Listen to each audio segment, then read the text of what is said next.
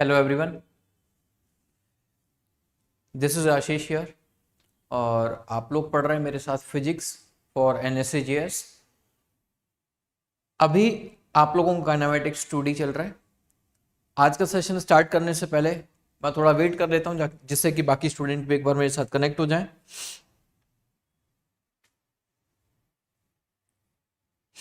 क्या मेरा audio and video आप लोगों तक पहुंच पा रहा है?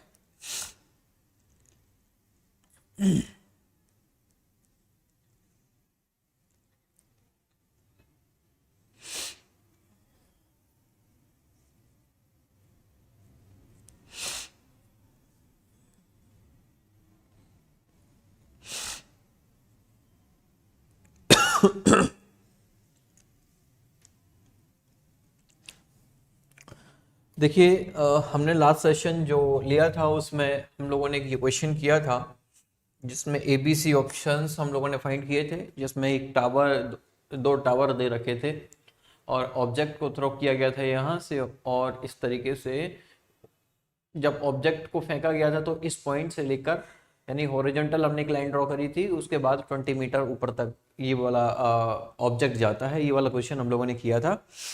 आफ्टर दैट आज जो हम लोग एक क्वेश्चन की शुरुआत करेंगे, ये इसका सॉल्यूशन था, शायद आप लोगों को याद होगा। इसके बाद जो हम लोग एक क्वेश्चन लेने वाले हैं, और आज का नया कॉन्सेप्ट जो है वो पहले एक नॉर्मल क्वेश्चन है, थोड़ा डिफरेंट पैटर्न का ही क्वेश्चन है। फिर उसके बाद हॉरिजॉन्टल प्रोजेक्शन में आप लोगों को बताऊंगा, है ना। देन सबसे पहले इस क्वेश्चन को कर लेते हैं, उसके बाद उस वाले पॉइंट को देखेंगे, ठीक है ना।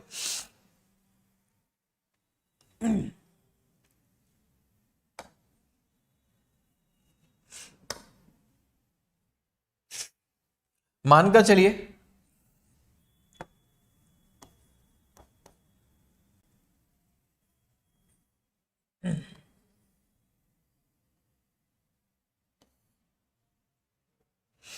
ये कोई एक टावर है, ठीक है, जिसकी हाइट दे रखी है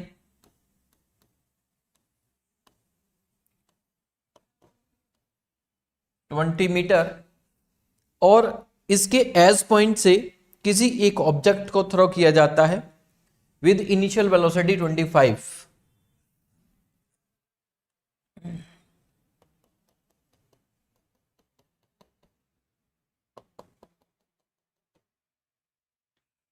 इसको इनिशियल वेलोसिटी दे दी जाती है 25 मीटर पर सेकेंड, और ये जो एंगल बनाता है दैट इज 37। ये एंगल जो बनाता है दैट इज 37। इसके बाद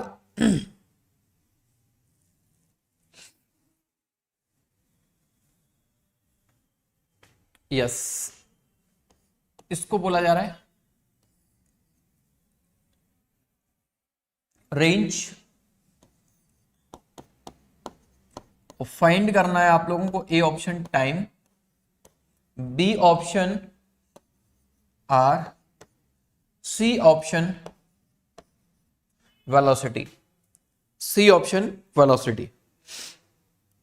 वेलोसिटी किस पॉइंट पे बतानी है? वेलोसिटी आपको बतानी है इस पॉइंट पर।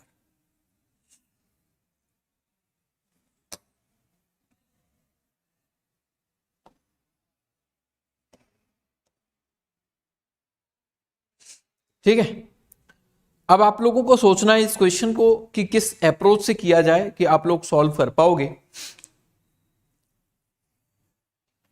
इस क्वेश्चन के लिए सॉल्व करने के लिए पहले आपको अपनी अप्रोच लगानी है। सोचिए कैसे आप सॉल्व कर सकते हो। 1 मिनट का समय है केवल सोचने के लिए, या अप्रोच आप लोग जो भी लगाना चाहते हो लगाइए।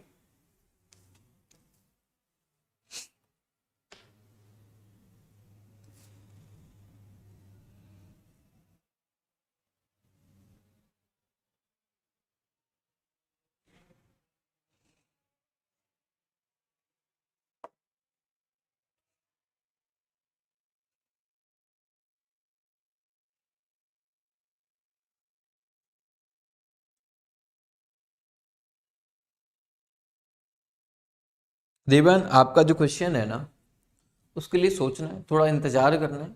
अभी आंसर नहीं मिल पाएगा उसका, आपको अपने आप उसका आंसर मिल जाएगा भाई।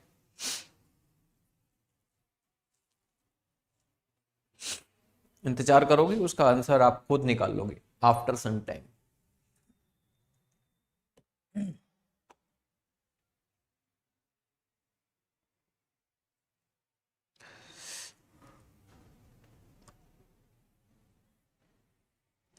देखो आप लोगों को इस तरीके के क्वेश्चन के लिए सोचोगे उससे पहले आपको याद रखना है, इसका ये कंपोनेंट निकालोगे तो 20 कॉस्ट 37, जिसकी वैल्यू कितनी हो जाएगी भाई 544 एंड 37 24 25 सॉरी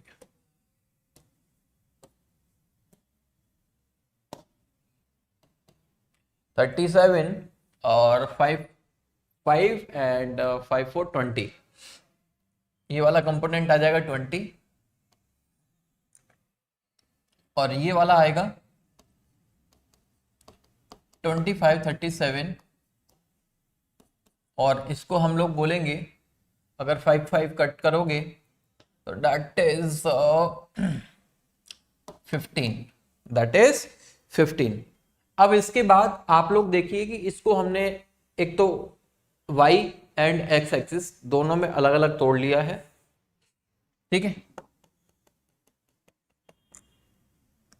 इसके बाद आपने इस क्वेश्चन को और कैसे सोच सकते हो वो थोड़ा देखना है कि मान लीजिए इस पॉइंट से किसी ऑब्जेक्ट को फेंका गया,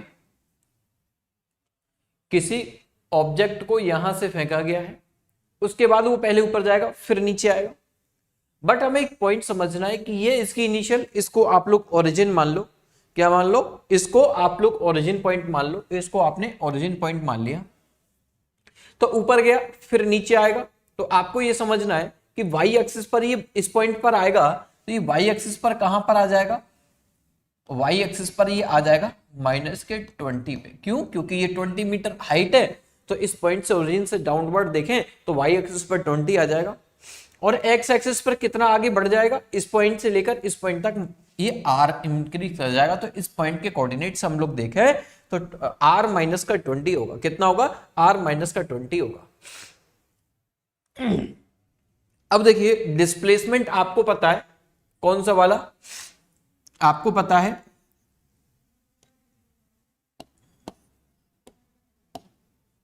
पता है s of y that is minus का 20 मीटर। उसके अलावा आपको क्या पता है, u ऑफ y कितना है, that is 15 metre. a of y भाई आपको पता है व्हाट, माइनस का 10 मीटर पर सेकेंड स्क्वायर मीटर पर सेकेंड। इसके बाद डेफिनेट सी बात है, आप खुद समझ पा रहे होंगे, सेकंड इक्वेशन यहां एप्लीकेबल हो सकती है, टाइम ऑफ फ्लाइट निकाल सकते हो यहां से, तो क्या लगाओगे, s of y u of y multiplied by t plus half of a of y t का स्क्वायर। ये आप लोगों का कितना हो गया, माइनस का 20 हो गया। u ऑफ y कितना हो गया, that is 15, that is t and minus का 10/2 and it is the t square. यहां से अगर आप वैल्यू देखोगे तो t की दो वैल्यू आएंगी, एक तो t की वैल्यू आएगी, इसको जब सॉल्व आउट करोगे तो t की वैल्यू आप लोगों को एक तो मिलेगी 4 और एक t की वैल्यू मिलेगी माइनस का 1। तो आपको कौन सी वैल्यू को लेके चलना है, आपको t इक्वल्स टू 4 को लेके चलना है, किसको, t equals to 4 equals to लेके चल रहा है, ठीक है। अब इससे आप लोगों को हमारा एक पॉइंट तो क्लियर हो गया कि ए ऑप्शन तो हमारा सॉल्व हो चुका है, ए ऑप्शन ऑलरेडी सॉल्व हो चुका है। अब आपके पास बचे ऑप्शन कौन से भाई, एक तो बच्चा बी ऑप्शन सॉल्व करने के लिए पूछ रहा है आर बताओ। तो आर बताओगे तो आपको बहुत सिंपल से पता है, जब भाई टाइम आ चुका है तो अब एक टाइम एक पॉइंट है जो इसको कनेक्ट करता है एक्स और वाई एक्सिस पर, यानी कि जो मूवमेंट कर रहा है तो फिर इसको कनेक्ट करता है टाइम। तो आप एस ऑफ एक्स या फिर ये कहूं दैट इज आर, इसको आप कैसे फाइंड कर सकते हो, u of x multiplied by time. तो देन आप लोगों को u ऑफ x कितनी दे रखी है भाई, 20 मिल गई थी, टाइम कितना आया है अभी दिस, तो यहाँ पर आप बता सकते हो सर 80 मीटर आ गया। ठीक है, इसके बाद मतलब पहले ही क्वेश्चन, मतलब पहले ही पार्ट में कॉन्सेप्ट लगाना टफ होता है, उसके बाद तो क्वेश्चन बहुत इजी हो जाता है। उसके बाद सी, अगले ऑप्शन की बात करें तो सी वाले में बोल रहा है कि भाई वेलोसिटी बताओ। अब देखो वेलोसिटी बताना है तो इसके थोड़ा सा सोचना पड़ेगा कि इस पॉइंट पर अगर हम बात करें तो इस पॉइंट पर तो u ऑफ x तो सेम रहने वाला है। क्या u ऑफ x तो सेम रहने वाला है।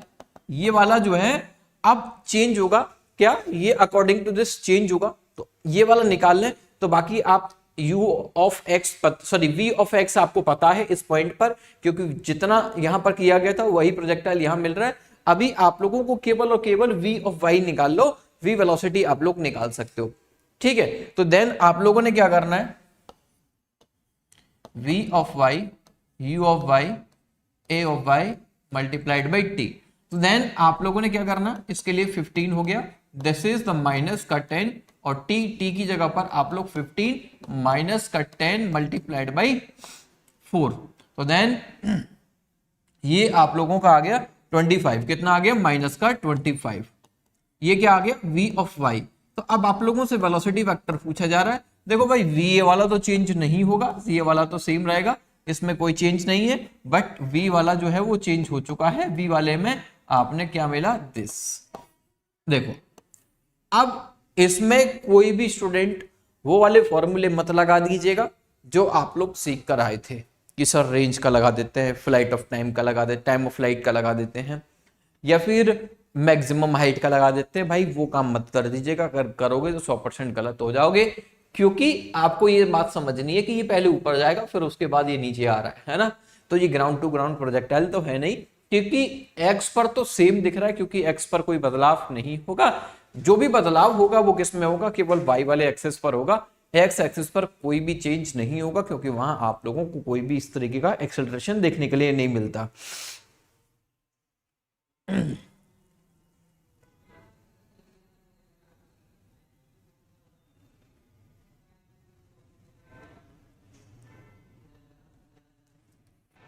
ठीक है भाई, सितंबर तक क्लास स्टॉप क्यों है, किसने बोला सितंबर तक क्लास स्टॉप है?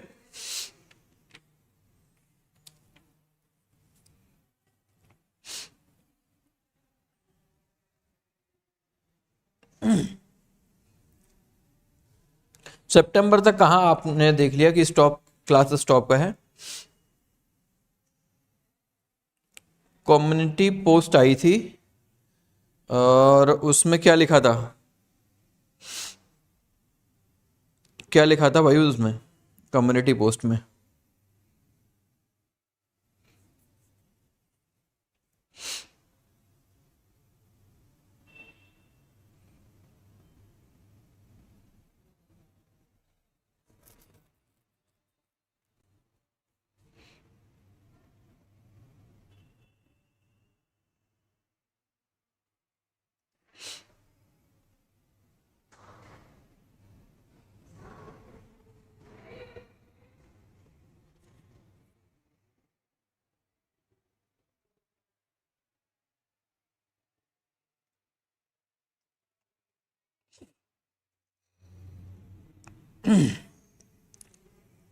भाई क्लास तो चल रही है अभी, आप लोगों की क्लास तो चल ही रही हैं।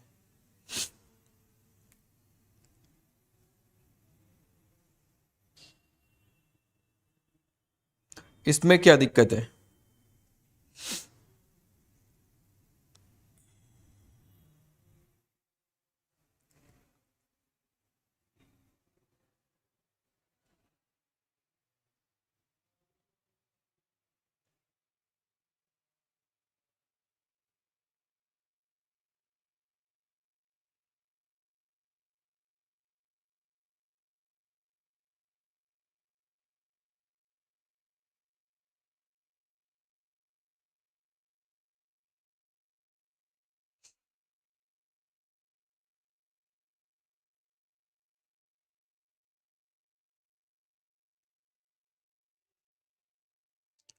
हाँ भाई एग्जैक्टली देवियन, आप तो बायोलॉजी की क्लास में भी थे, उसमें भी कोई अपडेट दिया गया था क्या?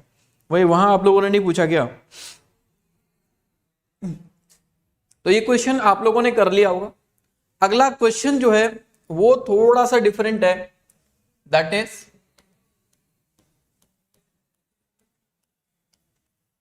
हॉरिजॉन्टल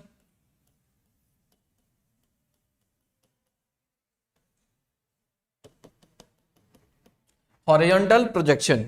ठीक है,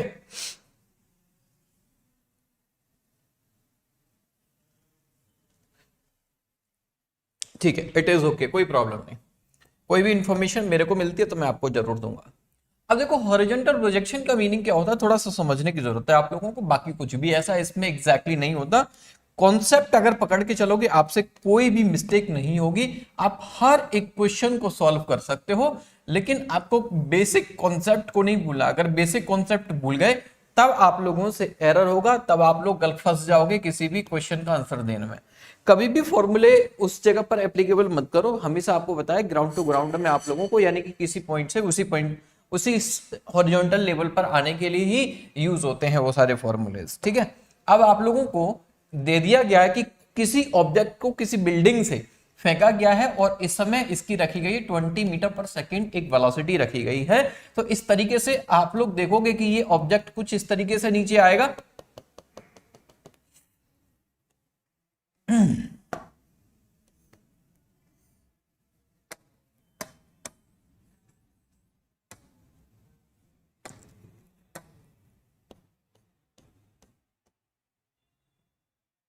कुछ इस तरीके से आएगा। देन इसमें आप लोग देखोगे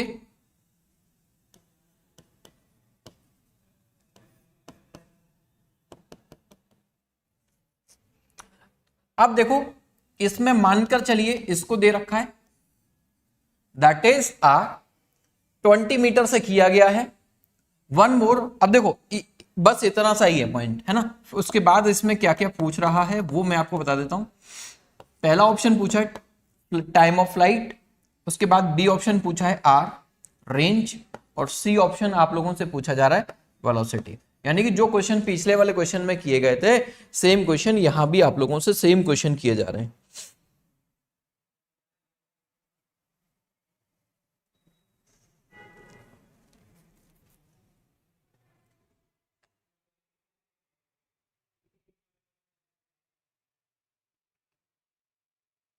चलो सॉल्व करो।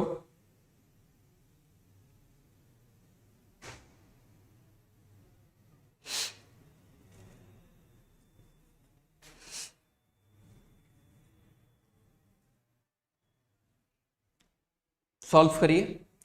Time of flight, range and velocity, ये आप लोगों से क्वेश्चन पूछा जा रहा है। ठीक है, ये क्वेश्चन आप लोगों से पूछा जा रहा है time of flight, range and velocity. अब देखो इस क्वेश्चन को थोड़ा कैसे सोचना है वो मैं आपको बताता हूं। कंक्लूजन इस पैटर्न के क्वेश्चंस का या इस टॉपिक को, टॉपिक का नाम बेसिकली भले ही दे दिया गया, आप लोग सारी चीजें जानते हो, कुछ एक्स्ट्रा अलग नहीं है, थोड़ा सोचना है, बाकी कुछ अलग नहीं है।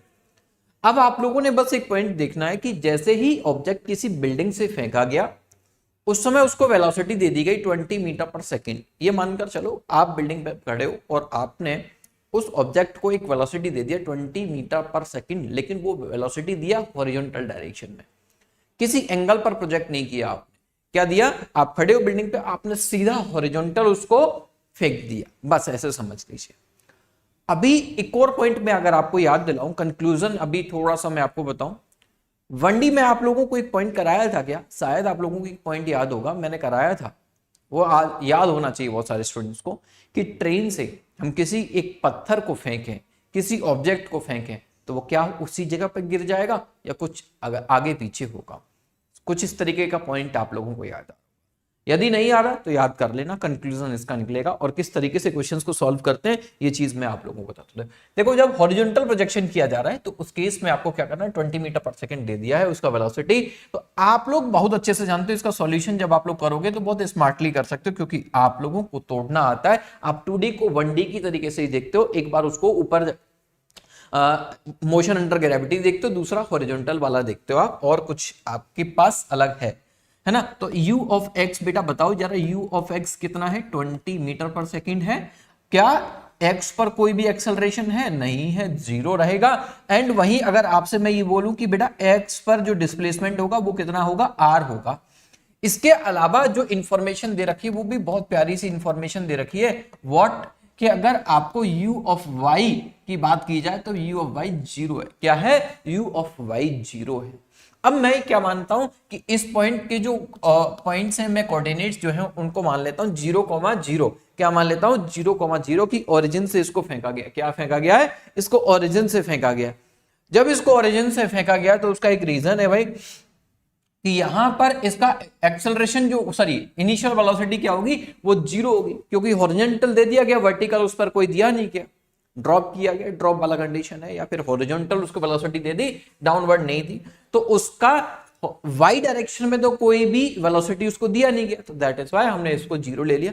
ए ऑफ वाई की बात करें तो बड़ा सिंपल सा है सर, माइनस का जी ले लीजिए, माइनस का 10 मीटर पर सेकेंड इसको कर डालिए।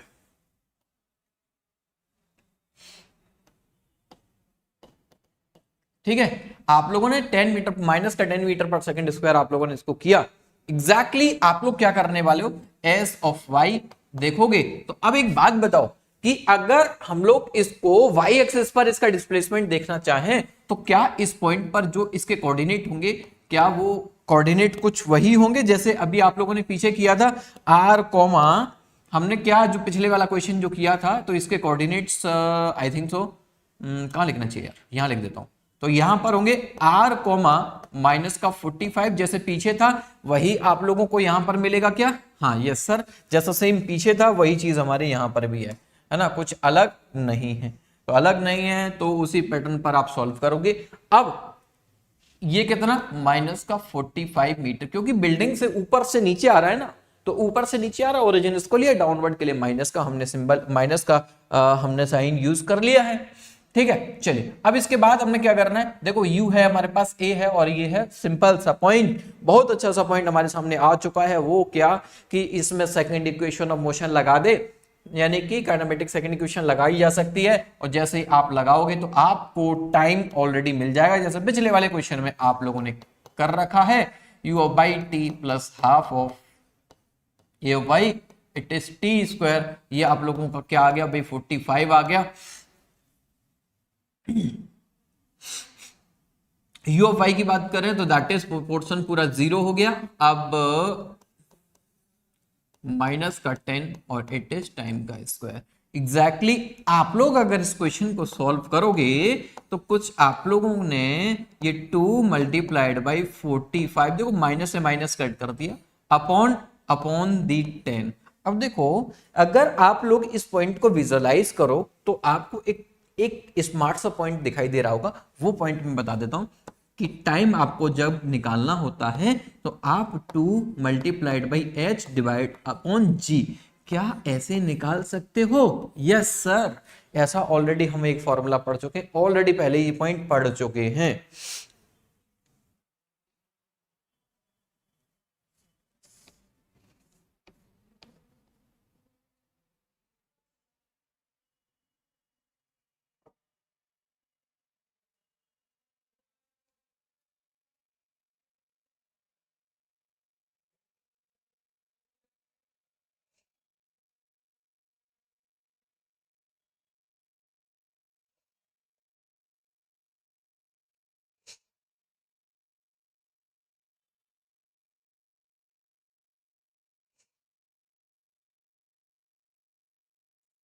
भाई आप लोगों को मेरा ऑडियो वीडियो आ रहा है क्या यार?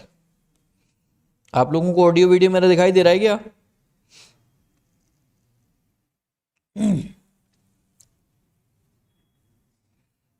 देखो क्या ऑडियो वीडियो आप लोगों तक पहुंच पा रहा है?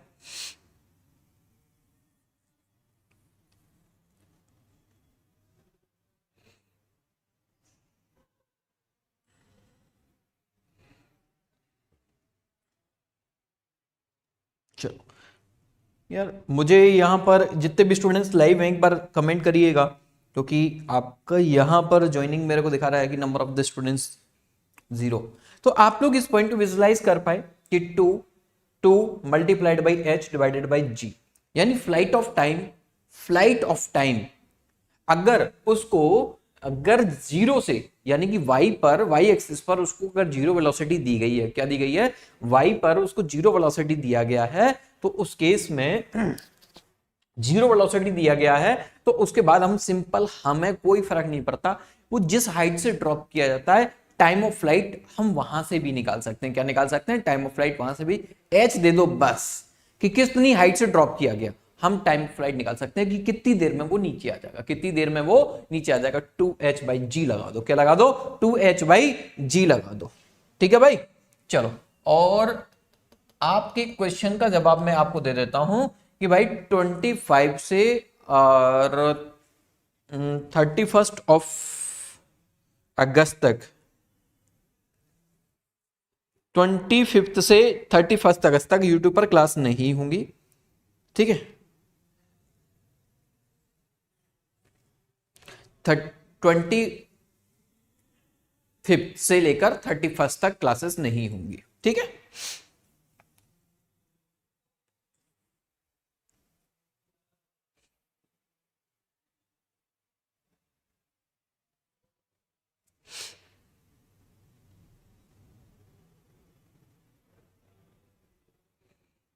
अब क्यों के लिए हर चीज का जवाब नहीं होता भाई, हर चीज के लिए जवाब नहीं होता। ठीक है, चलिए, तो अब देखिए, अब आप लोगों ने ये पॉइंट निकाल लिया, तो ए ऑप्शन हमारा ऑलरेडी यहां से फाइंड आउट हो चुका है। हम यहां इसको अगर रिज्यूम करें तो आपने क्या देखा कि टाइम ऑफ फ्लाइट हमारे सामने निकल कर आया, that is T equals to that is 90 and 10:09 seconds. कितना? 9 सेकेंड ही आएगा ना, कुछ और तो नहीं आ रहा है यार, कुछ अटपटा सा आ रहा है। 9 सेकेंड, हाँ रूट में आ रहा है भाई। टाइम इक्वल्स टू कितना आ गया? 3 सेकेंड्स। कितना? 3 सेकेंड्स। आंसर कितना आ गया? 3 सेकेंड्स। उसके बाद अगर हम लोग फाइंड करें तो इसके बाद आपको क्या करना है भाई? इसके बाद आपको करना है रेंज निकालनी है, दूसरा आपको निकालना है वेलोसिटी। तो रेंज निकालने के लिए आपको कुछ भी गेम नहीं करना भाई, रेंज निकालना है सीधा u(x) मल्टीप्लाइड बाई टी कर डालो। क्या कर दो? टी कर दो। u(x) कितनी दी गई थी? 20 दी गई थी। उसके बाद आपने 3 सेकेंड तक किया, दैट इज 60 मीटर। कितना? 60 मीटर। उसके बाद sixth option, sorry C option निकालने के लिए आपको थोड़ा सोचना पड़ेगा कि इस पॉइंट पर अगर आप वेलोसिटी निकालनी है, इसको वेलोसिटी क्या है, तो आपको सिंपल कि इसकी u(x) तो जो है वो सेम रहेगी 20 मीटर पर सेकेंड, लेकिन v(y) हम लोग कैसे निकाल सकते हैं? u(y) प्लस का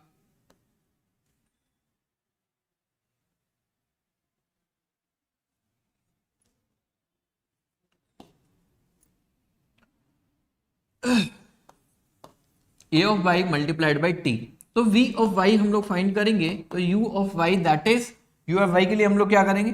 दैट इज 0, ये माइनस का 10 एंड टी कितना? दिस, तो हम लोग बोलेंगे माइनस का 30 मीटर पर सेकेंड। एंड वेलोसिटी हम लोग लिखना चाहें तो हम क्या लिखेंगे? सिंपल u(x) आई कैप प्लस का u(y) जे कैप, और यहां पर इसकी जो वेलोसिटी होगी भाई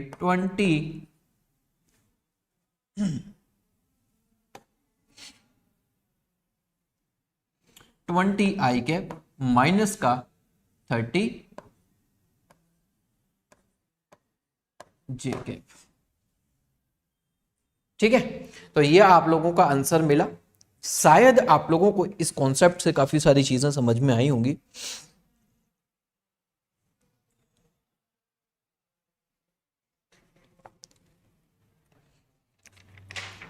ठीक है, अब देखो इस तरीके के पॉइंट्स में एक पॉइंट आपने ऑब्जर्व किया होगा कि इस तरीके के क्वेश्चन किस तरीके से फ्रेम आउट किए जाते हैं, वो समझ लीजिए। कि मानकर चलिए कि आप लोग किसी ट्रेन में हो और ट्रेन से आप लोग किसी एक ऑब्जेक्ट को ड्रॉप कर दो, है ना। आप कैसे समझिएगा, जैसे कोई भी एक ट्रेन है और उस ट्रेन से आपने यहां से किसी एक ऑब्जेक्ट को, ट्रेन मानकर चलिए, ट्रेन इस डायरेक्शन में जो है वो 100 किलोमीटर यानी कि 100 किलोमीटर पर आवर से मूव कर रही है। कितने से? 100 किलोमीटर पर आवर से मूव कर रही है। तो आपने जब यहां से स्टोन को ड्रॉप किया, तो स्टोन जब ड्रॉप किया तो उस समय भी ट्रेन की स्पीड जो थी वो कितनी थी? 100 किलोमीटर पर आवर। जब आपने ड्रॉप किया तो कभी भी ऐसा नहीं होगा कि वो ऑब्जेक्ट इसी जगह पर गिर जाए या स्टोन जो है वो उसी जगह पर गिर जाए। अब वो क्या करेगा, स्टोन पहले ऐसे ऐसे ऐसे ऐसे जाएगा और यहां पर गिरेगा। ये ट्रेन का कॉन्सेप्ट है। जब भी ट्रेन से रिलेटेड क्वेश्चन बनाए जाएंगे कुछ ऐसे बनाए जाएंगे।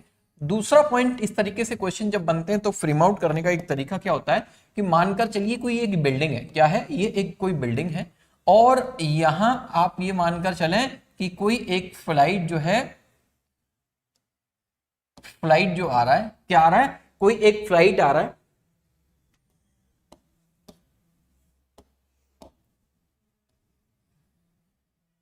कोई एक फ्लाइट आता है।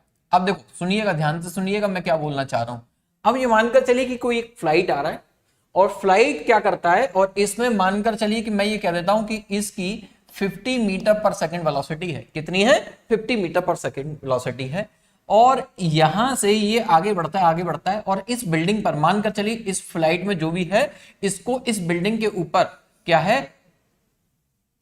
मानकर चलिए कोई एक फूड का पैकेट ड्रॉप करना है। क्या करना है, फूड पैकेट से इसको ड्रॉप करने, इस बिल्डिंग पर ड्रॉप करने।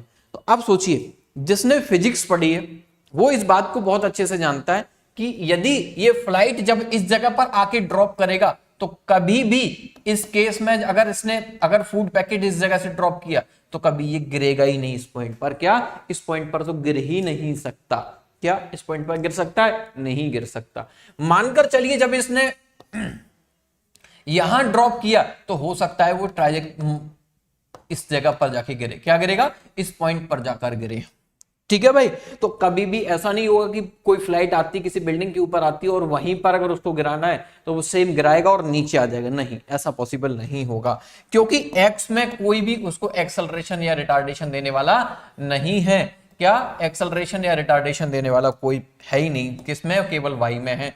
अब देखो थोड़ा कॉन्सेप्ट को समझने की कोशिश करिएगा कि मानकर चलिए कि इसने जो कोई एक फूड का पैकेट था और वो ड्रॉप कर दिया गया, फूड इस जगह पर इसने ड्रॉप किया इस जगह से फ्लाइट ने। तो अब होगा क्या कि वो ऐसे ऐसे जाएगा, ऐसे ऐसे जाएगा और ऐसे ऐसे इस जगह पर जाकर वो कहीं ना कहीं गिरेगा, है ना। ये मैंने थोड़ा सा पास में बना दिया, इसको थोड़ा एक्सप्लेन कर दिया। मानकर चलिए कि वो इस पॉइंट पर है, तो ध्यान से सुनना भाई कि एक्स पर जिस जगह पर फ्लाइट इस जगह पर होगी ना तो फूड पैकेट इस जगह पर हो, फ्लाइट जब इस जगह पर होगी तो फूड पैकेट इस जगह पर हो, फ्लाइट जब इस जगह पर होगी तो फूड पैकेट इस जगह पर होगा, फ्लाइट अगर इस जगह पर है तो फूड पैकेट भी इस जगह पर होगा। यानी कि फ्लाइट की जो लोकेशन होगी उसके जस्ट नीचे ही उसका फूड पैकेट होगा। क्या होगा, उसके फूड पैकेट होगा। यदि कोई इस फ्लाइट से देखना चाहेगा, अगर फ्लाइट से उस फूड पैकेट को नीचे करके देखता है तो वो फूड वाली जो पैकेट है ना उसको तब तक नहीं, जब तक वो ग्राउंड से यहां पर नहीं आ जाएगी, कहां, ग्राउंड पर बिल्कुल टकरा नहीं जाएगी, तब तक इस फ्लाइट से जो देखने वाला व्यूअर जो है ना, जो भी इसको देख रहा है वो क्या देखता रहेगा कि वो जो पैकेट है वो बस उसके नीचे नीचे चल रहा है। क्या चल रहा है, उसके नीचे नीचे चल रहा है। बस इसमें केवल फर्क कितना आएगा कि वो ऑब्जेक्ट इससे डिस्टेंस मेक करता चला जाएगा, पहले इस जगह पे आया, फिर जगह पे आया, फिर नीचे नीचे नीचे नीचे डिस्टेंस मेक करता चला जाएगा। लेकिन अगर फ्लाइट जो है वो अगर 50 मीटर से ही कॉन्स्टेंटली मूव करती रहे तो ये सोच लीजिए अगर 50 पर ही इसको ड्रॉप किएगा तो एवरी टाइम वो देखेगा तो नीचे उसको पैकेट अपने नीचे ही दिखाई देगा। क्या, पैकेट उसको नीचे दिखाई देगा।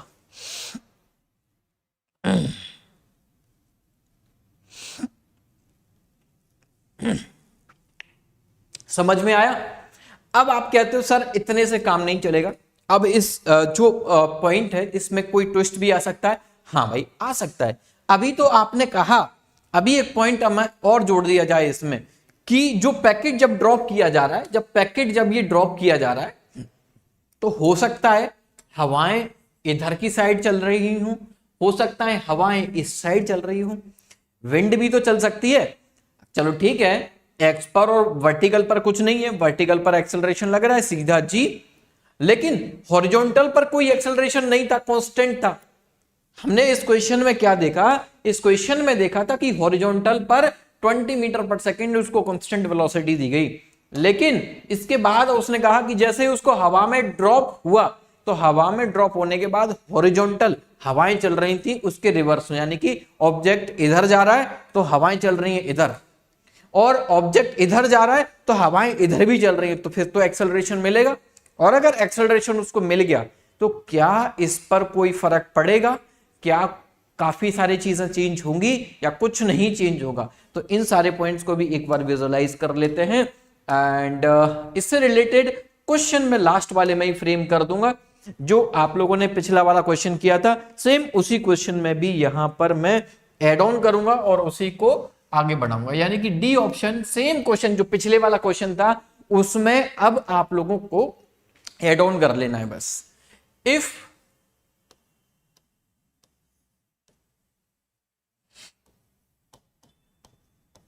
wind is blowing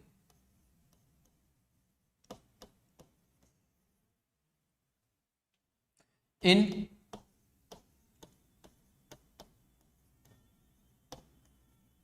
horizontal direction, horizontal direction which provides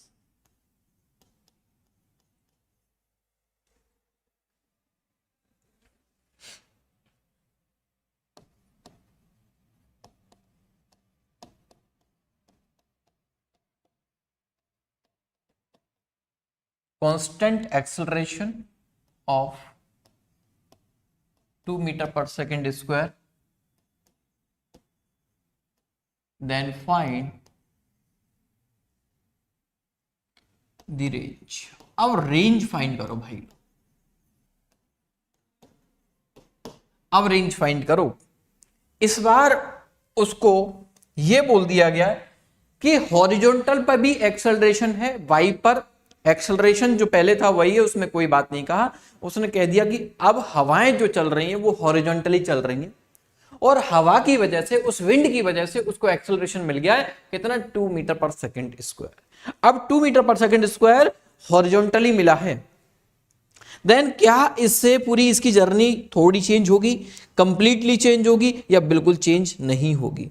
आपको क्या लगता है? सबसे पहले मैं ये चाहता हूं कि यार आप लोग सेशन को लाइक कर दो। यार तुम सेशन पढ़ते हो लेकिन लाइक नहीं करते यार, अच्छा नहीं लगता यार। हम लोगों को भी तो मोटिवेशन चाहिए, लाइक तो चाहिए ना, आपके लाइक तो बनते हैं ना। इस लेवल का इस कंटेंट आपको प्रोवाइड किया जा रहा है, आप लाइक भी ना करो तो अच्छा नहीं लगेगा ना यार।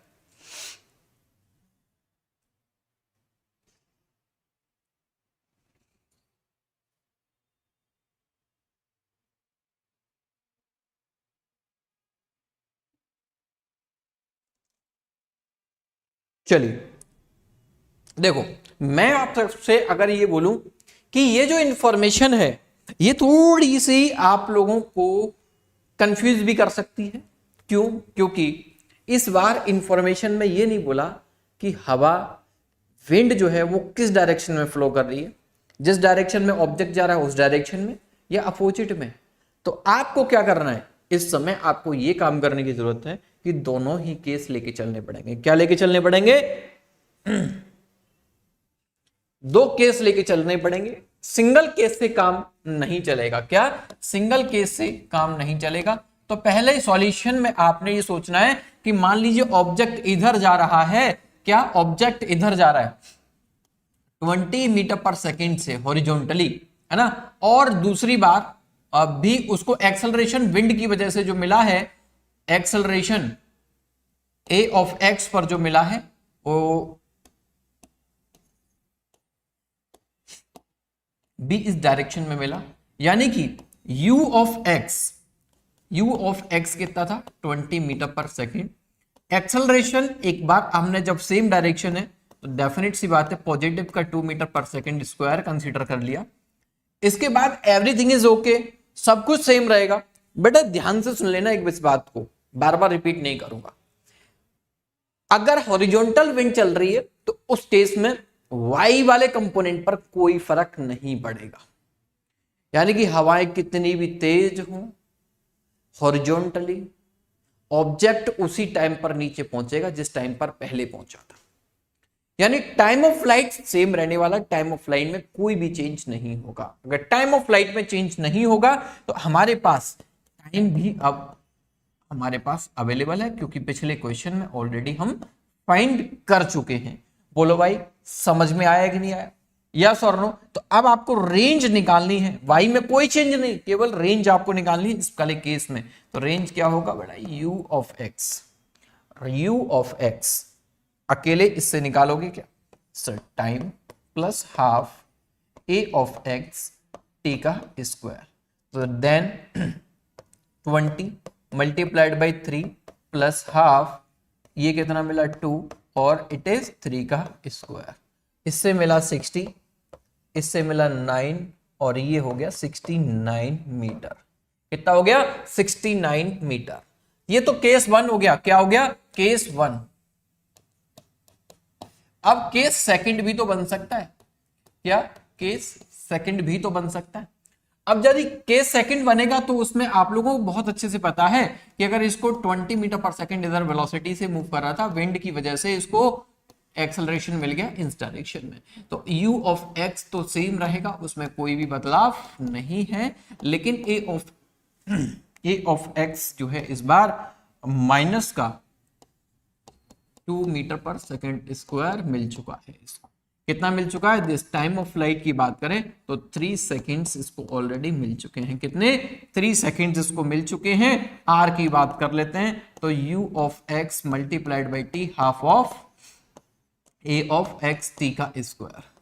ठीक है, देन r की बात कर ले तो u of x it is 20 multiplied by 3 और इधर जाएगा आप लोगों का हाफ दिस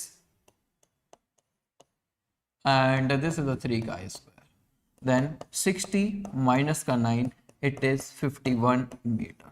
तो पॉसिबिलिटी है कि दोनों ऑप्शन वहां पर मिलेंगे और आप लोगों को इस तरीके के क्वेश्चन अक्सर कर आप लोगों के एग्जाम्स में मिल सकते हैं, क्योंकि मल्टीपल चॉइस का क्वेश्चन आप लोगों के एग्जाम्स में आता है। तो आप लोग परेशान मत होइए, याद रखिए कि अगर मल्टीपल में आया तो ये सोच कर चलिए कि एक से ज्यादा ऑप्शन उसमें सही होंगे। आपको बार बार ध्यान से केयरफुली इंस्ट्रक्शंस पढ़ने हैं, उसके बाद ही सॉल्व करना है।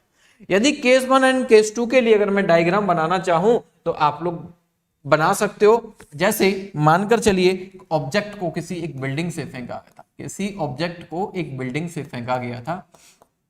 इस समय इस बिल्डिंग से जब फेंका गया तो पहली जो इसकी प्रीवियस कंडीशन थी कि वो इस जगह पर गिर रहा है, कितने पर 60 मीटर पे गिर रहा है, कितने पर 60 मीटर पर। तो अगर उसको एक्सेलरेशन मिल गया तो ये जो डिस्टेंस है ये 9 मीटर बढ़ गई और ओवरऑल 69 मीटर इसको मिल गया। अब ये वाला पहला केस था। अब ये सेकंड केस में भी ये चीज सिमिलर होगी कि मानकर चलिए इस बिल्डिंग से जब इसको फेंका गया था और ये कितने पर गिर रहा था, ये गिर रहा था 60 मीटर पे। कितने पर 60 मीटर पे गिर रहा था। अब ये किस जगह पर गिरने लगा, अब ये गिरना इस जगह, मतलब गिर एक्सेलरेशन की वजह से या इस जगह पर, क्योंकि इसको रिटार्ड मिला। तो रिटार्ड मिला तो अब इसकी नई पोजीशन बेटा कितनी मिल गई, 51 मीटर मिल गया। कितना 51 मीटर मिल गया। तो ये वाला पॉइंट आप लोगों को क्लियर होगा, यस और नो।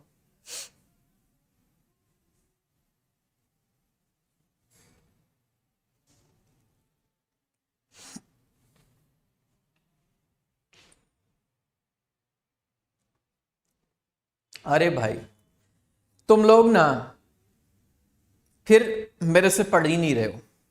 तुम लोगों के दिमाग में अभी भी एक्सेलरेशन रिटार्डेशन ही चल रहा है क्या? अभी आपको याद है ना एक्सेलरेशन और रिटार्डेशन जब हमने कराया था कि कोई भी एक ऑब्जेक्ट जब किसी को कोई भी किसी भी वेलोसिटी से चल रहा है तो आपको उस जगह पर एक पॉइंट याद रखना है, क्या कि वो डायरेक्शन उसी की डायरेक्शन में भी हो सकता है, एक्सेलरेशन उसके अपोजिट डायरेक्शन में भी हो सकता है। जब अपोजिट डायरेक्शन में होगा तो रिटार्डेशन का केस बनेगा और जब सेम डायरेक्शन में होगा तो आप लोग क्या सोच के चल रहे हो कि नेगेटिव है, नेगेटिव एक्सेलरेशन, तो फिर सिंपल आपने उसको रिटार्डेशन बोल दिया। भाई फिर वो टॉपिक क्यों पढ़ा था हम लोगों ने? एक्सेलरेशन और रिटार्डेशन के दो अलग अलग कॉन्सेप्ट हमने पढ़े थे ना, कि कब आप उसको रिटार्डेशन बोलोगे, कब आप लोग उसको एक्सेलरेशन बोलोगे।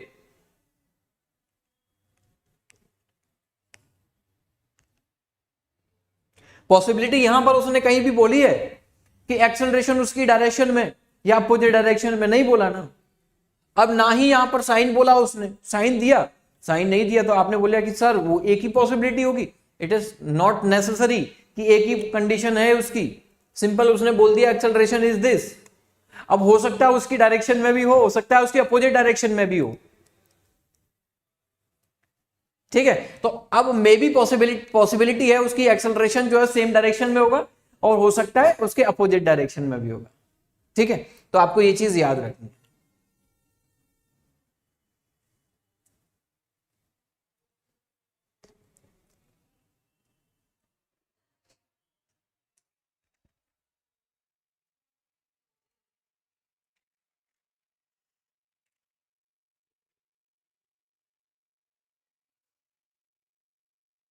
चलिए, तो अगले पॉइंट पर हम लोग पॉइंट मूव करते हैं। आई होप आप लोगों को इससे काफी कुछ क्लैरिटी मिल गई होगी। मैं उम्मीद करता हूं कि इस तरीके का, इस पैटर्न का, इस तरीके का नहीं, इस पैटर्न का कोई भी क्वेश्चन आएगा तो उस क्वेश्चन को हिट करने में आपको देर नहीं लगेगी। ठीक है, आराम से इस क्वेश्चन को आप लोग हिट कर पाओगे। तो चलिए, जिसने भी अभी तक नोट नहीं किया फटाफट से नोट कर लिए।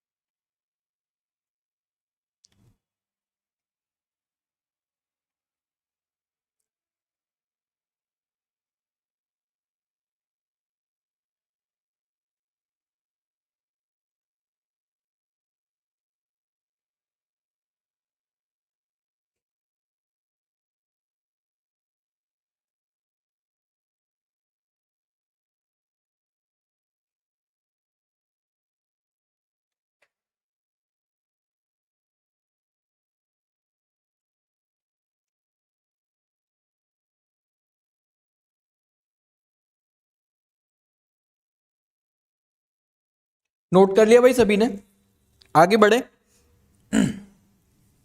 अब आपको कुछ इंपोर्टेंट पॉइंट्स इसमें नोट करने हैं, वो याद रखिए। कुछ इंपोर्टेंट पॉइंट्स, या फिर हम इसको बोल सकते हैं की पॉइंट्स भी बोल सकते हैं।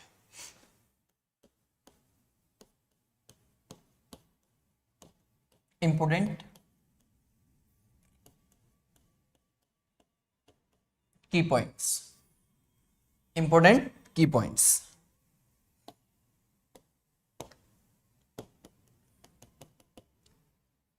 मोस्ट इंपोर्टेंट जो मैं आपको यहां बताऊंगा वही सारी चीजों को आपको याद रखना है, क्योंकि काफी कुछ सिमिलैरिटी आप लोगों को इस तरीके के क्वेश्चन में मिलती है।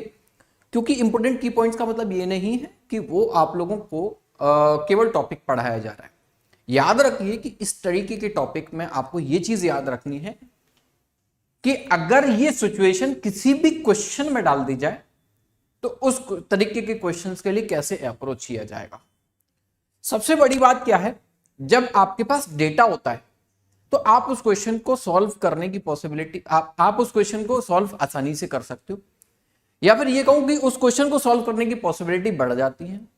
जब आपको डेटा नहीं दे रखा होता, यानी कि न्यूमेरिक वैल्यू नहीं दे रखी होती, तो उस क्वेश्चन में आप लोगों को केवल और केवल कंफ्यूजन होता है।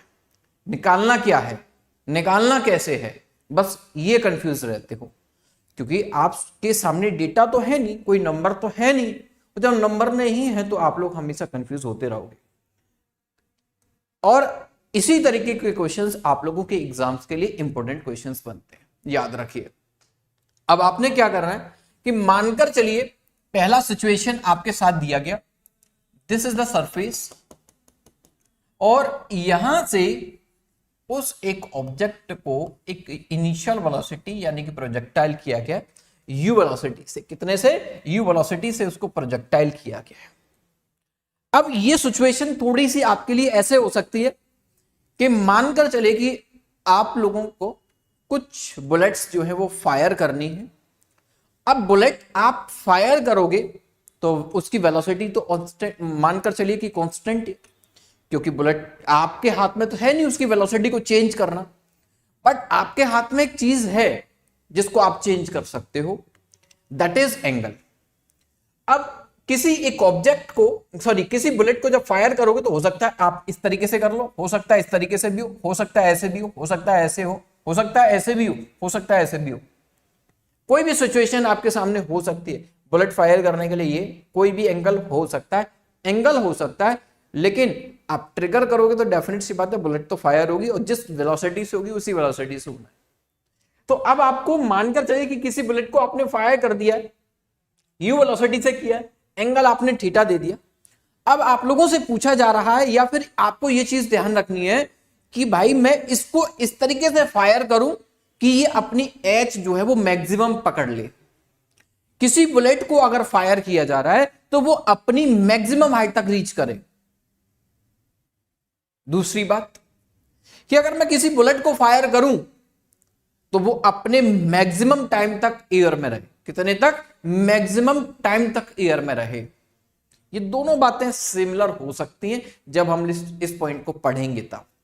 तो देखिए आपको बहुत अच्छे से पता है भाई व्हाट, इसमें पहला पॉइंट, फर्स्ट में भी फर्स्ट पॉइंट आप लोग पढ़ रहे हो, एच मैक्सिमम का केस। किसका? एच मैक्सिमम का केस। तो आप लोग जानते हो एच मैक्सिमम हम लोग कैसे निकालते हैं, यू ऑफ वाई, क्योंकि एक्स पर तो कोई फर्क पड़ता ही नहीं, एक्स पर तो कोई फर्क नहीं पड़ता, क्योंकि हम लोग तो एच की बात कर रहे हैं। किसकी बात? एच मैक्सिमम की बात कर रहे हैं, मिनिमम की नहीं बात कर रहे हैं। ठीक है, तो इट इज 2g। आप यही लिखोगे। अब जब इसको लिखोगे तो डेफिनेट सी बात है आप लोगों ने इसको क्या लिखना होता है, u ऑफ वाई, सॉरी, इसको आप क्या लिखोगे, u साइन थीटा या फिर u square sine square theta. क्या? u square sine square theta by 2g। अब एक बात बताइए, मैंने अभी आपको एक पॉइंट बताया कि आपके हाथ में एंगल को चेंज करना है। u को आप चेंज नहीं कर सकते हो, g को आप चेंज नहीं कर सकते हो, दोनों में से कोई आप चेंज नहीं कर पाओगे, केवल एंगल को चेंज कर सकते हो। यदि आप लोग एंगल चेंज कर सकते हो तो ये एंगल तो आपके हाथ में है, और आपसे ये कहा जा रहा है कि h जो है वो मैक्सिमम कब होगा। तो आप लोग एक बात बताओ, इस पॉइंट पर आपको एक सुपर डुपर हिट वाला कॉन्सेप्ट माइंड में स्ट्राइक कर रहा होगा कि इस एंगल को अगर मैं साइन थीटा को 1 कर दूं तो यू स्क्वायर बाई 2g हो जाएगा, और यू स्क्वायर बाई 2g होते ही यहां पर 1d का कॉन्सेप्ट लग जाएगा, मोशन अंडर ग्रेविटी वाला पॉइंट लग जाएगा भाई। यस और नो? कैसे? देखिए सुनिए, क्योंकि देखो इसको आप चेंज कर नहीं सकते हो। आप किसको चेंज कर सकते हो? केवल इसको। और ये अगर आपने एग्जैक्टली 1 कर दिया, क्योंकि आपको पता है साइन थीटा की वैल्यू, साइन थीटा की वैल्यू याद है ना, ग्राफ हमने पढ़े थे साइन थीटा के, पॉजिटिव के 1 से लेकर नेगेटिव के 1 तक। 0 से वैल्यू स्टार्ट होती है, 1 तक जाती है, और लोअर कहां तक आती है? माइनस के 1 तक आती है। याद है ना पॉइंट? तो वैन यू स्क्वायर, अब इसको अगर मैं 1 कर दूं तो यू स्क्वायर बाई 2g हो जाएगा। क्या हो जाएगा? U square by 2g। तो sine square theta by sine square theta equal to, अगर मैं 1 कर देता हूं तो इस केस में ये वैल्यू, ओवरऑल वैल्यू जो हो जाएगी इसकी एच मैक्सिमम की यू स्क्वायर बाई 2g हो जाएगी। ठीक है, चलो तो इसको देखते हैं कैसे। थीटा कब हो सकता है? थीटा अगर पाई बाई 2 हो। कैसे? ये समझ में आया क्या? साइन 90 की वैल्यू जो होती है वो 1 होती है, और साइन 90 की वैल्यू, तो साइन 90 साइन स्क्वायर लगा लो चाहे कुछ भी लगा लो, वैल्यू तो 1, 1 का 1, 1 का स्क्वायर 1। डेफिनेट सी बात है, आपको ये पॉइंट समझ में आ गया होगा। अगर थीटा हमने 90 कर दिया, कितना कर दिया? एंगल हमने 90 कर दिया, तो ये एच मैक्सिमम तक जाएगा। कितने तक जाएगा? एच मैक्सिमम तक जाएगा। अब कैसे मैक्सिमम तक जाएगा? मानकर चलिए कि इस सरफेस से इसको फेंका गया और इसको इस बार इनिशियल वेलोसिटी u दे दी गई है, तो ये अपनी h मैक्सिमम पकड़ेगा और इस जगह पर जाकर इसकी वेलोसिटी क्या होगी? vy वेलोसिटी जो होगी वो 0 होगी, क्योंकि हॉरिजॉन्टल कोई भी हमने इसको वेलोसिटी दी ही नहीं है। हमने इसको हॉरिजॉन्टल वेलोसिटी 1% नहीं दिया। ठीक है, चलिए किसी को कोई कंफ्यूजन तो नहीं है? बताओ भाई।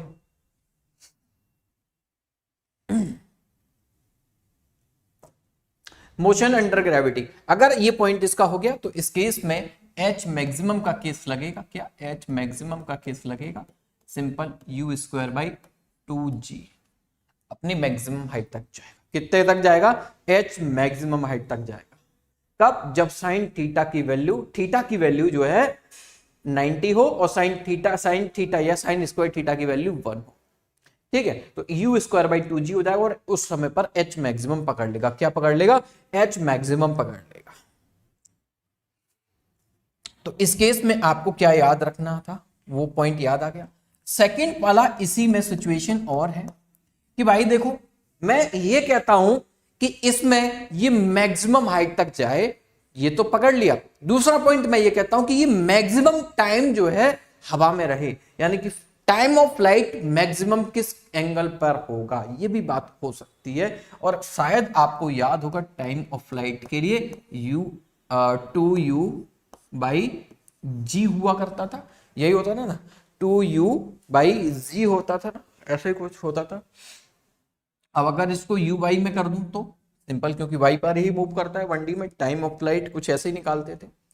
और इसको क्या लिख सकते हो, आप लिख सकते हो two u sine theta by g. देखो टू को कोई चेंज नहीं करने वाला, यू को चेंज आप करना नहीं है, जी को आपको चेंज करना नहीं है, लेकिन जो चेंज कर सकते हो दैट इज थीटा, एंगल को चेंज कर सकते हो। अगर थीटा में मैं ये कहूं कि when sine theta equal to 1 या फिर थीटा इक्वल टू π/2, सिंपल। अगर ये वाला एंगल होगा तो इस केस में टाइम ऑफ फ्लाइट जो है वो मैक्सिमम होगा। क्या, टी जो है वो मैक्सिमम होगा। अगर टी मैक्सिमम होगा कब, जब 2u बाई जी होगा। तो ये बेटा आप लोग 1D में पढ़े थे क्या, motion under gravity, motion under gravity पढ़ा था ना। तो ये सिचुएशन आपके साथ ऑलरेडी पहले डिस्कस हो चुकी है, बट रिलेट करना था कि एच मैक्सिमम कब होता है, टाइम ऑफ फ्लाइट मैक्सिमम किस केस में हो सकता है, किस एंगल पर हो सकता है। तो ये दोनों ही पॉइंट आपको याद रखने हैं, ठीक है। चलिए अगला पॉइंट, और उससे पॉइंट बी, उससे भी अगला पॉइंट जो है वो मैं मोस्ट इंपोर्टेंट। इस बार सेकंड पॉइंट में आपसे बोला जा रहा है कि किसी एक ऑब्जेक्ट को सेम वही आप लोगों ने थीटा एंगल देते हुए प्रोजेक्टाइल किया है, यू वेलोसिटी इसको दे दी आपने। अब आपसे पूछा जा रहा है कि भाई, और ये इस पॉइंट तक जाता है और it is R, it is R, R. अब आपसे बोला जा रहा है कि आर मैक्सिमम किस केस में हो सकती है। तो देन आर इक्वल टू, आप लोग जानते हो व्हाट, अभी कुछ के दिमाग में आ रहा होगा फितूर कि सर आर अगर तो सॉरी आर जो है वो मैक्सिमम एक ही केस में हो सकती है, सीधा जीरो एंगल पर फायर कर दो। क्या, जीरो एंगल पर फायर कर दो। हाँ भाई ठीक है, सोचते रहो ऐसे ही। आर मैक्सिमम कब होगी, जीरो पर फायर कर दो। 100% गलत सोच रहे हो आप। आर का क्या फॉर्मूला होता है, आर का फॉर्मूला बोलो बोलो बोलो, क्या होता है, u square sine 2θ by g. This is the formula for range, जानते हैं हम लोग, इसमें कोई बड़ी बात नहीं है। तो देन इसमें भी तो एंगल है। चलिए व्हेन, अगर देखो ये sine 2θ equals to 0, sine 2θ equals to 0, sorry 0 नहीं, सॉरी भाई 1, देन आप लोग क्या कहोगे कि अगर मैं सेम एज इट इज, ये कब जीरो हो सकता है, कब जीरो हो सकता है, साइन 2θ इक्वल्स टू साइन 90, 1 की value 90, 2θ equals to π/2 and theta equals to π/4। ये कंडीशन मिल गई कि थीटा जो है that is π/4, theta equals to π/4, यानी कि थीटा जब हमारे पास, एंगल जब हमारे पास 45 होगा तो रेंज उस केस में मैक्सिमम निकल के आएगी। क्या, रेंज जो है वो मैक्सिमम निकल कर आएगी। इसका मीनिंग आर मैक्सिमम कैसे निकालते हैं, यू स्क्वायर और साइन 2θ अपॉन जी है। इसका मीनिंग यू स्क्वायर साइन 2θ की वैल्यू ये 1 हो गई, 1 हो गई तो इट इज 0। आर मैक्सिमम किस केस में होगा, इस केस में होता है व्हेन, और इस केस, ये कब केस एप्लीकेबल होता है, यहां पर एंगल जो है वो हम लोग क्या लेंगे, π/4। क्या हुआ, π/4। 45 डिग्री। बोलो बात समझ में आई क्या? किसी को कोई कंफ्यूजन है क्या? सोचो सोचो सोचो, किसी को कोई कंफ्यूजन है क्या? अब थोड़ा सा एक ऑब्जर्वेशन देखिएगा, अगर मैं आप लोगों को साइन वाला जो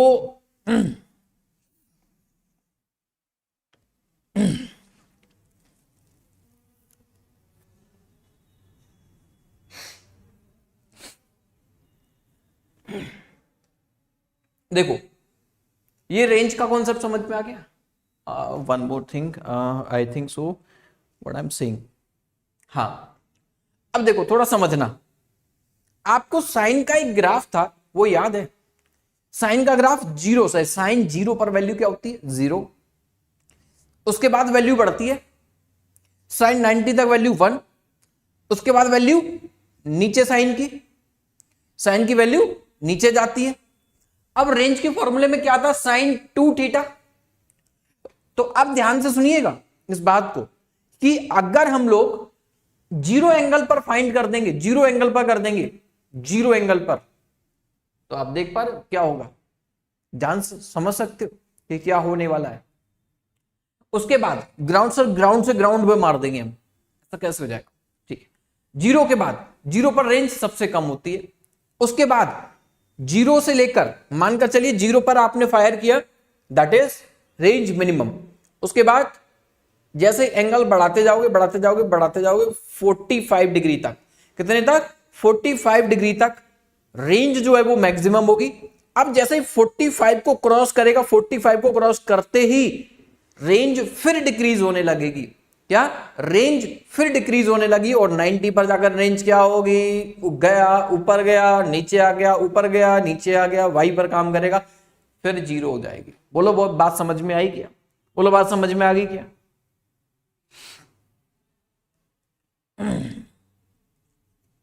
सर जीरो पे कर देंगे तो बढ़ता चला जाएगा। हाँ, कैसे बढ़ जाएगा भाई? ग्राउंड से ग्राउंड में कैसे? ग्राउंड से टच कर फायर करो, कैसे कर दोगे?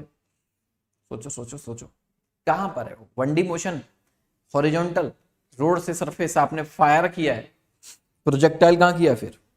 ठीक है, जैसे समझ रहे हो, उसमें तो आप ये समझिए कि आपने की कोई एक बॉल ली और उसको एक स्पीड के साथ, जैसे सपोज करो आपने फुटबॉल लिया और उसको एकदम से किक कर दिया, तो क्या है? वो रोड पर मूव करेगी। अब जो उस पर फ्रिक्शन की वजह से थोड़ी देर बाद रुक जाएगी। ठीक है, थोड़ी देर बाद रुकेगी ना भाई। फुटबॉल रोड पर पड़ी हुई है, बॉल पड़ी हुई है, आपने किया किक, किक करने के बाद क्या वहां पर कंडीशन होगी, क्या सिचुएशन होगी?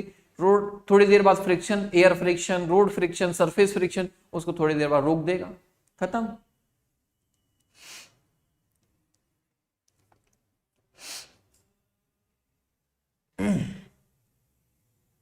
तो अब देखो, यहां से हमने एक ऑब्जर्वेशन निकाला कि अगर थीटा जो है वो जीरो होगा तो उस केस में आर जो है क्या होगी? जीरो। थीटा अगर हमारे पास 90 होगा तब भी रेंज क्या होगी? जीरो। अगर हम लोग थीटा को 45 कर देंगे, आर क्या होगी? आर जो होगी वो मैक्सिमम होगी। उसके बाद, और वो मैक्सिमम कैसे होगी? क्योंकि R equals to u square by g लगा दो। क्या लगाओगे? यू स्क्वायर बाई जी।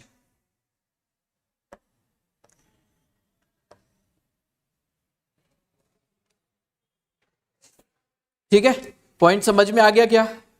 किसी को कोई कंफ्यूजन यहां पर?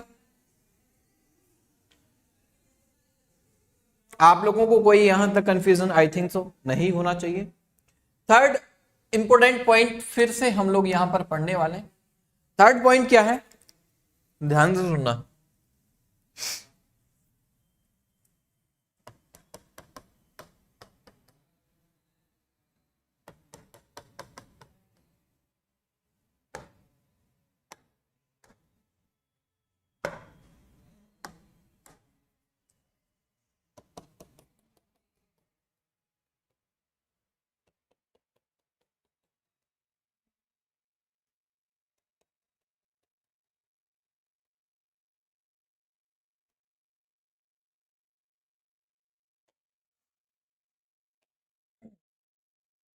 किसी एक ऑब्जेक्ट को फायर किए गए यहां से, दूसरे ऑब्जेक्ट को यहां से वेलोसिटी दी गई, पहले वाले को अल्फा और ये वाले को बीटा, दो अलग अलग एंगल पर फायर किया गया और इसको इनिशियल वेलोसिटी u सेम दे दी, मानकर चलिए इनिशियल वेलोसिटी सेम दिया है।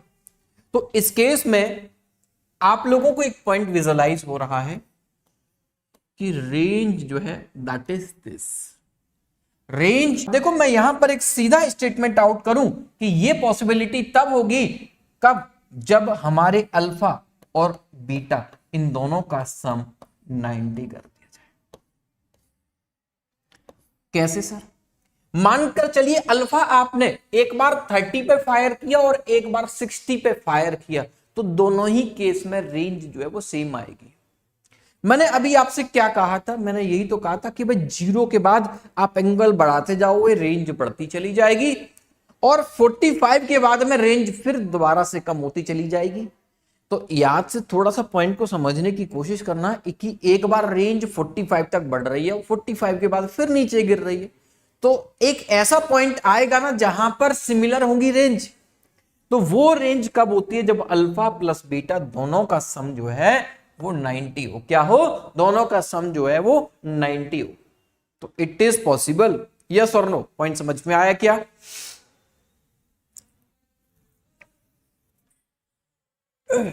Alpha plus beta equals to 90, दोनों का सम जो है वो 90। बट सर ये बात थोड़ी सी डाइजेट नहीं हुई, कोई बात नहीं, डाइजेट मैं करवा दूंगा। अब देखो आर अगर अल्फा पे फायर किया जा रहा है, देखो इसको इधर ले लेते हैं, आर जो है यदि अल्फा पे फायर किया जा रहा है तो यू स्क्वायर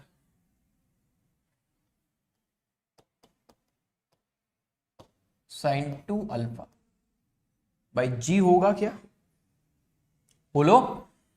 ये पहला केस सर ठीक है, इसमें कोई दिक्कत नहीं। दूसरा केस क्या है? Beta sir u square sine 2 beta upon g. तो बेटा एक बात बताओ, इसको क्या कॉम्प्लीमेंट्री एंगल नहीं बोलते? बोलते हैं सर। क्या हम लोग बीटा इक्वल्स टू 90 माइनस का अल्फा लिख सकते हैं? Sir we can right.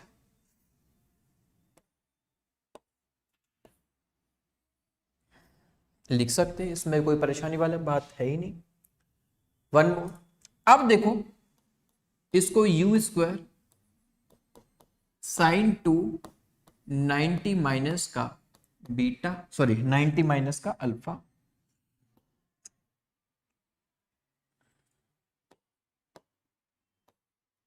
That is जी। इसको हमने क्या बोला? साइन 180 माइनस का 2 अल्फा। 180 का मतलब ये होता है कि वो सेकंड क्वाड्रेंट में है, फर्स्ट क्वाड्रेंट में नहीं है। किस में क्वाड्रेंट में है? सेकंड क्वाड्रेंट में है। 180 माइनस का 2 अल्फा हो रहा है। तो इस बात से आपको ये समझ, सेकंड क्वाड्रेंट में आ गया एंगल। साइन सेकंड क्वाड्रेंट में आपको याद होगा, ठीक है, पॉजिटिव होता है। 180 है तो फिर दोबारा रिवर्स हो जाएगा, साइन ही आ जाएगा। इसका meaning u square sine 2 alpha by g, ठीक है। तो आर बीटा पर भी सेम वही कंडीशन आ रही है जो हमारी अल्फा पर आई थी। बोलो बोलो, बात समझ में आई क्या? क्या ये कैसे होता है? कैसे होगा? ये पॉइंट समझ में आ गया क्या?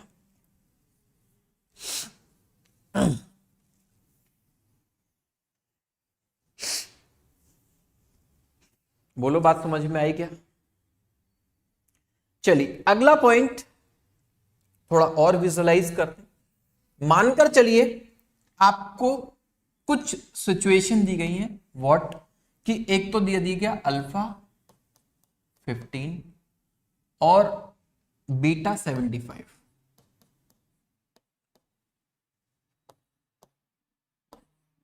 अल्फा दिया गया 20, बीटा दिया गया 70, अल्फा दिया गया 30, बीटा दिया गया 60 एंड अल्फा दिया गया 40 एंड बीटा दिया गया 50।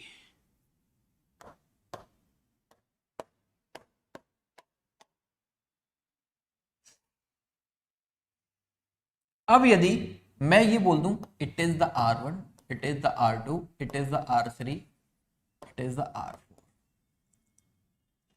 और आपसे कंपैरिजन बोला गया कि भाई एक बात बताओ, इसको इंक्रीजिंग और डिक्रीजिंग या इक्वल के केस में आप लिख दो, तो आप कहोगे सर R1 जो है R2, R3, R4 ये कुछ केसेस को इस तरीके से बनाएगा। अगला पॉइंट इसी में थोड़ा समझना, मैं इस बार ग्राफ ले रहा हूं, कोई प्रोजेक्टाइल मोशन नहीं दिखा रहा, ठीक है।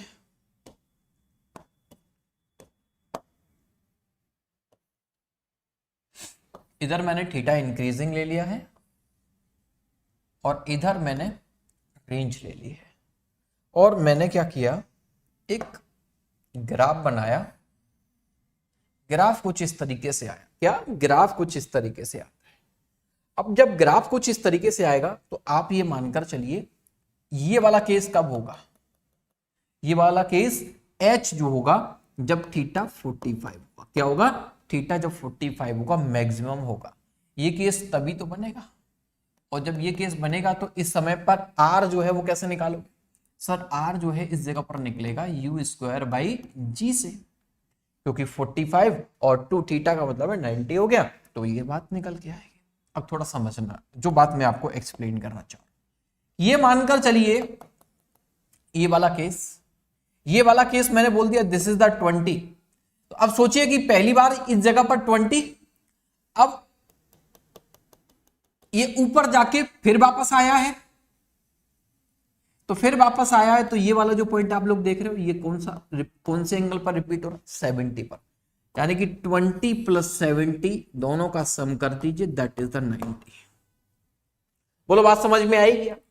तो रेंज 20 एंड 70 वाले केस में फिर से मैं बात कह रहा हूं कि ये कोई ट्रैजेक्टरी नहीं है, यानी कि कोई भी आपके लिए प्रोजेक्टाइल मोशन नहीं दिखाया गया, ये एग्जैक्टली आपको केवल इतना दिखाया, ग्राफ है ये। इधर R की वैल्यू बढ़ रही है और इधर थीटा की वैल्यू बढ़ रही है, थीटा की रेंज बढ़ती जाएगी, कब तक बढ़ेगी, 45 तक, उसके बाद फिर डिक्रीज होगी, फिर यहां तक आएगी, क्योंकि आपने प्रीवियस कंडीशन में ऑलरेडी ये चीज सीख चुके हो कि एंगल 0 होगा और एंगल 90 होगा, एंगल 45 तक। ये सारी चीजें आपके टिप्स पर होनी चाहिए। कभी भी आपसे अगर कोई क्वेश्चन पूछे तो आप लोगों को एक एक पॉइंट टिप पर होना चाहिए any how. If you have query, then you can ask right now. Otherwise, we are ending this session. We will discuss in next session equation of trajectory and इससे रिलेटेड एक दो questions. चलिए आज के लिए बस इतना ही। Thank you, good bye, take care all. सभी लोग अपना ख्याल रखिए, मिलेंगे फिर अगले सेशन में, तब तक के लिए बहुत बहुत शुक्रिया।